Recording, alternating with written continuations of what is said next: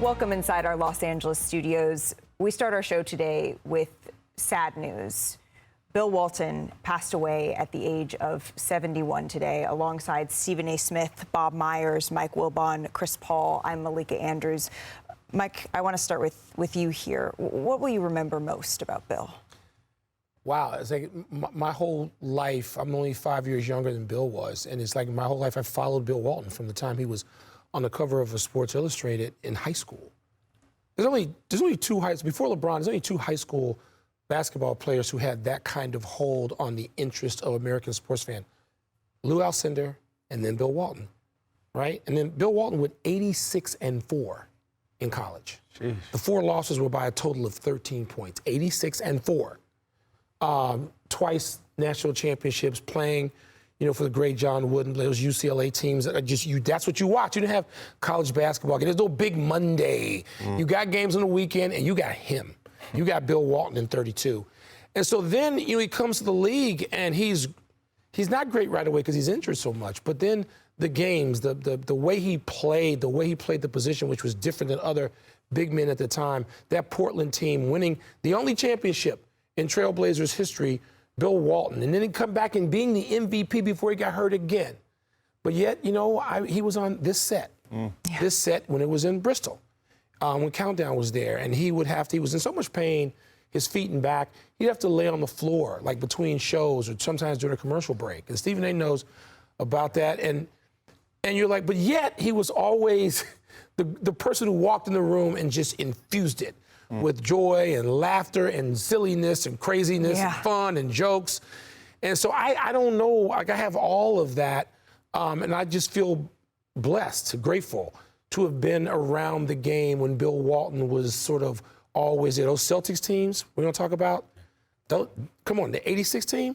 People don't mention that. That might be the greatest team of all time. Yeah, Bill Walton is the sixth man to Bird, McHale, Parrish, Dennis Johnson, for my money, the most underrated player maybe of modern time. Those teams were great to watch, and Bill was still great. And that was sort of it. He was so injured, he really couldn't play much after that. But his highlights were as great as anybody's highlights. Yeah. When I was speaking about him on SportsCenter earlier today, we know about his greatness as a player. 2 championships in high school, 2 in college, 2 in the pros, of course. Transition to a 6th man. We used to rave about Bill Walton because not enough people knew about him. You had Robert Parrish in the middle, and we used to be like, you do understand that if Bill Walton were healthy and his feet would not, the chronic foot ailments that he had, that there would be nobody, even the chief, ahead of him. He was that great. I remember when Dr. J was so beloved in the 70s and everybody was craving for him to win a championship, and Philly was up 2-0 with him and McGinnis and the boys and Bobby Jones and Billy Cunningham and them coaching and down 0-2. Bill Walton was like, this ain't your time. You ain't getting this. And Bill Walton took over and did his thing. We knew his greatness as a player, but the perspective that I have that's relatively unique to most people with Bill Walton is that I worked with him, because when he was on this set, he and I was doing, it was called NBA Shoot-Around back then. And we worked together right on the set, and from Bristol, Connecticut. And you're absolutely right. During commercial breaks, during breaks in the time when we were watching the games, so like he had to lay down on the floor. He couldn't sit.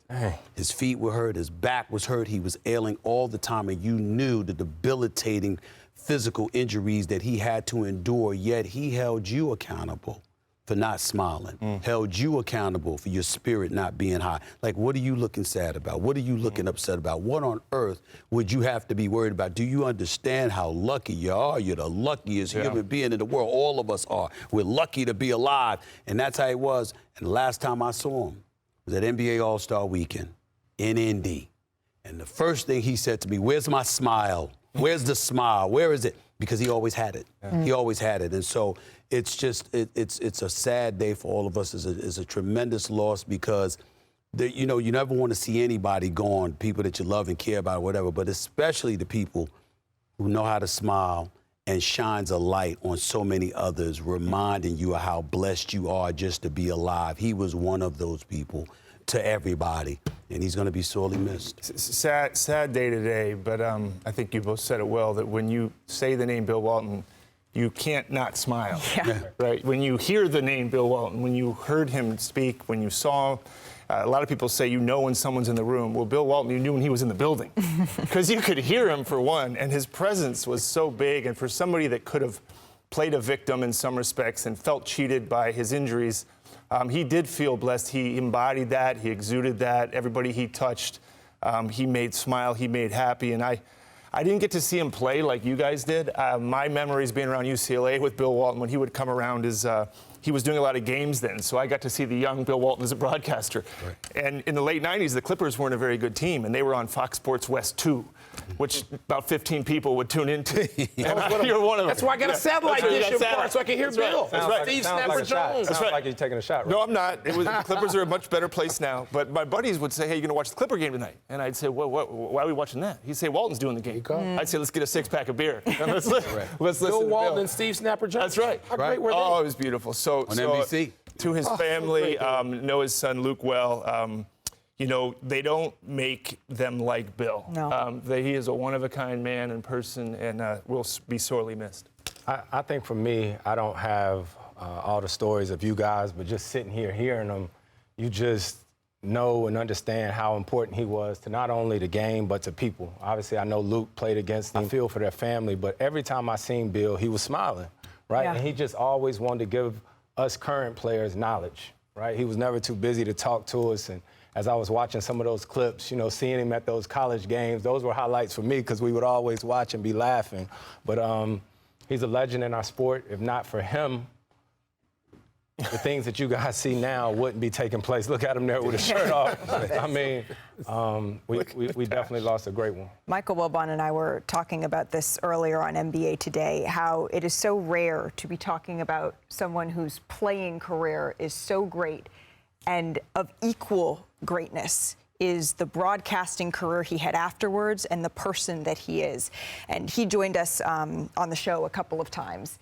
And every time he did, you didn't even need to ask Bill a question. All you had to do was say, how are you doing today? Yes. And he would launch into, well, I am the luckiest guy in the world because I woke up today and the sun is shining. And that reminds me of 30 years ago when the sun was shining in a very similar way. And we all just need to walk through life in that sense. And you said it, they don't really make them like Bill anymore. I always left those conversations happier, feeling like there was something that I didn't know that I needed that he gifted us in that day. There's a saying in my family that lives well lived have wonderful, far-reaching nuclear fallout. And Bill Walton certainly was and is that. He will be sorely, sorely missed.